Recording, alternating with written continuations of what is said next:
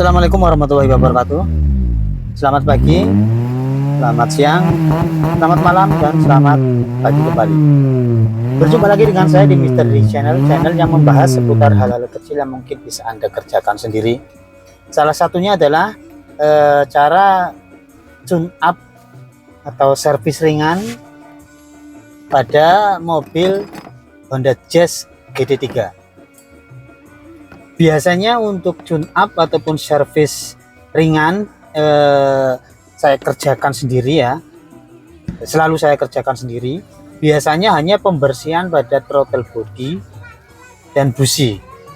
Kali ini saya akan tambah pembersihan pada intake manifold.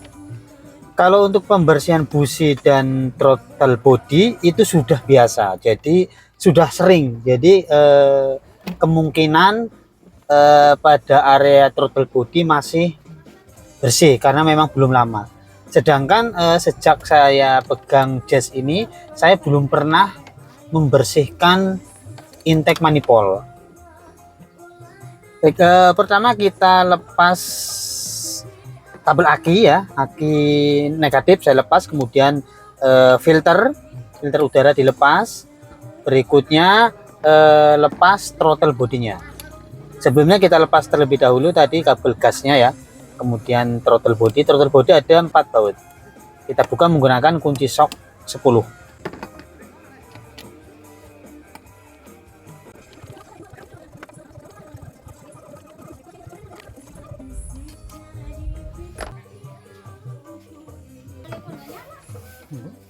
Pada bagian bawah throttle body ada selang yang terdapat, ada 2 buah selang yang terdapat pada sensor ESC. Kita lepas terlebih dahulu,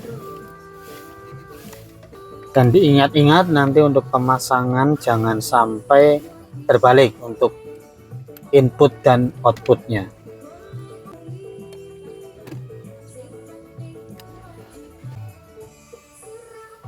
Dan berikutnya tujuan utama kita ya, lepas intake manifold. Nah, di bagian atas ada selang, saya lepas, ada dua buah selang yang harus dilepas. Kemudian di bagian ini ada 2 baut kunci 10. Dan untuk baut intake manifoldnya ya, ada di bawah ada 3 baut kunci 12, dan di atas, bagian atas itu berupa mur kunci 12 juga. Yang atas mur, yang di bawah baut. Nah, ini mur 12, mur kunci 12. Sedangkan untuk melepas baut dan mur tersebut tidak bisa menggunakan kunci shock. Kunci shock punya saya terlalu besar, jadi saya harus memodif kunci T12 saya. Ini sama persis kunci T12 modifan yang dipergunakan untuk membuka head Satria FU. Karena ini waktu itu saya buat untuk membuka head Satria FU. Nah, kunci shock tidak bisa masuk, terlalu besar. Nih, bodinya terlalu besar, nggak bisa masuk. Makanya saya gunakan kunci seperti ini. Dan untuk melepasnya agak sulit ya, karena panjang menggunakan kunci tadi. Akhirnya saya potong lagi kunci T12 saya. Nah, untuk memutar ketika baut ataupun murnya sudah kendor. Ruang di bagian mesin Honda Jazz ini sempit ya,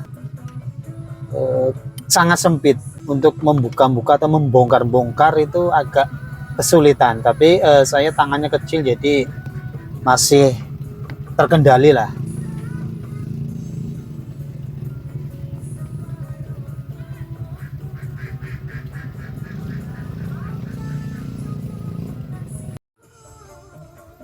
Dan berikutnya di bagian belakang ini ya, ini ada dudukan untuk intake manifold bagian belakang. Di sini bagian belakang itu baut. Nah, ini bagian belakang itu baut kunci 14. Dan kemudian yang di atas itu baut kunci 10. Setelah terlepas, kita bisa lepaskan intake manifoldnya.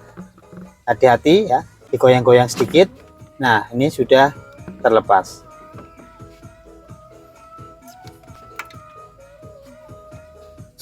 Kemudian di belakang manifold, intake manifold itu ada packing intake manifold. Berikutnya lepaskan semua oil karena akan saya bersihkan businya juga, walaupun ini busi belum lama, perkiraan baru 2 bulanan ya. Waktu itu saya mogok di jalan ya, panggil mekanik panggilan, kemudian diganti businya, diganti punya Avanza ini karena memang saat itu mekanik melihatnya busi sebelumnya busi Avanza, makanya dibelikan yang sama. Dan di bagian belakang ini ada baut kunci 12 untuk mengendorkan soket oil agar lebih mudah untuk melepas busi bagian belakang.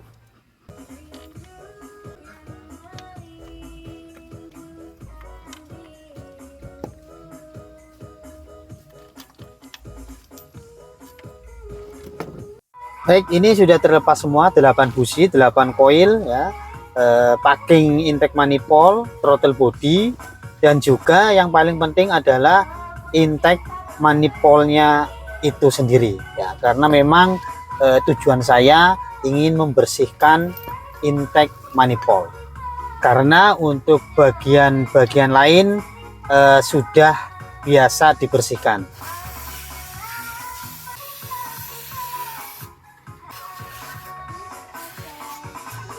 Untuk pembersihan biasa saya menggunakan carbo cleaner atau injector cleaner sama aja, dan siapkan minimal 2 kaleng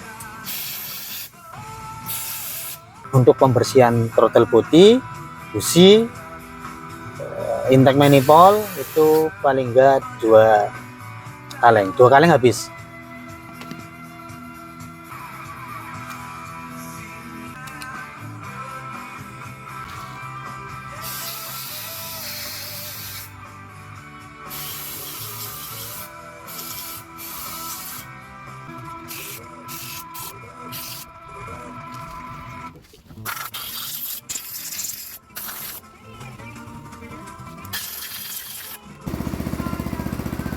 Pada intake manifold itu ada beberapa seal atau o-ring karet ya, kita lepas dulu sebelum kita semprot menggunakan injektor cleaner ataupun bensin agar tidak merusak.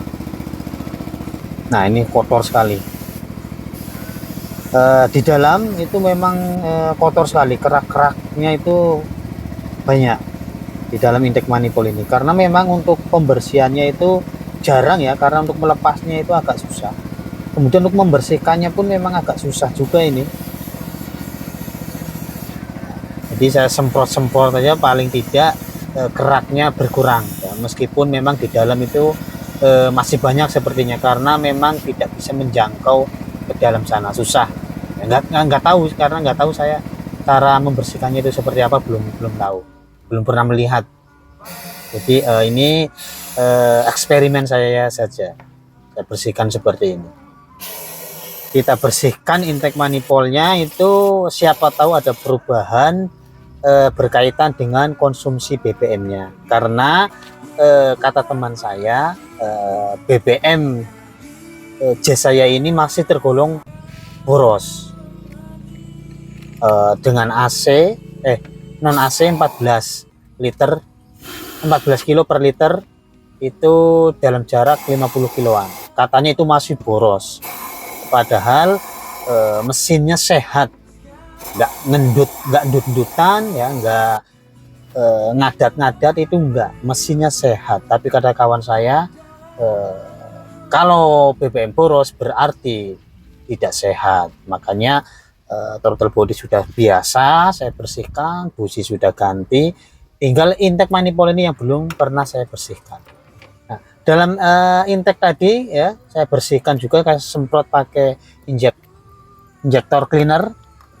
Kemudian saya keringkan dengan masukkan tisu, karena agar sisa-sisa dari kotoran itu tidak masuk ke ruang bakar. Setelah selesai kita pasang kembali 8 busi. Salam 8 busi.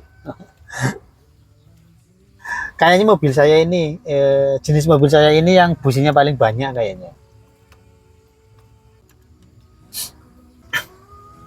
4 silinder 8 busi. Kalau yang lain kan 4 busi biasa ya. Ini mobil saya luar biasa. 8 busi, 8 koil. Nah, saya pernah punya mobil sebelumnya, pernah punya mobil Katana ya. Pada Katana koil 1 4 kabel. 4 kabel busi, tidak boleh terbalik.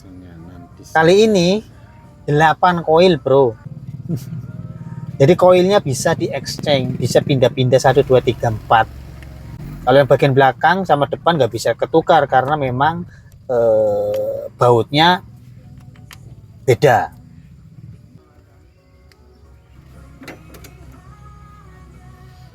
Nah, kemudian untuk pemasangan packing intake manifold ini pun tidak bisa terbalik.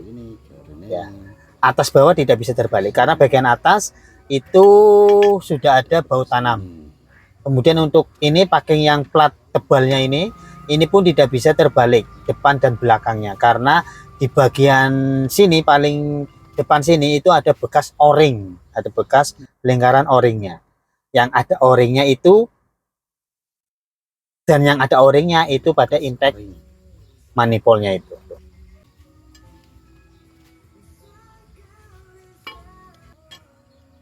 Bismillahirrahmanirrahim. Pasnya kemarin.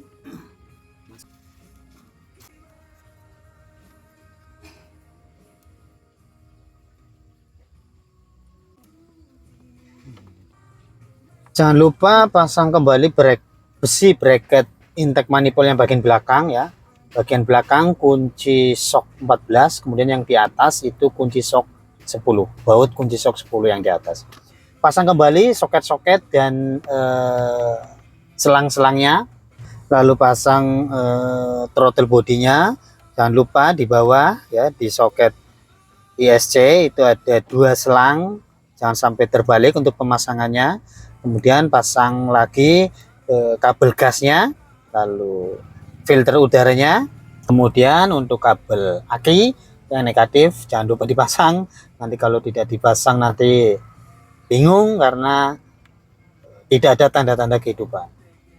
Setelah itu kita hidupkan, nanti kita tes apakah masih jreng. Biasanya untuk mobil saya ini sekali sentuh langsung jreng, tidak pernah starter panjang, tidak pernah cengengesan. Karena remote keyless-nya ini masih aktif, masih aman. Dalam keadaan pintu terkunci dan handrem aktif, mobil bisa saya hidupkan menggunakan remote.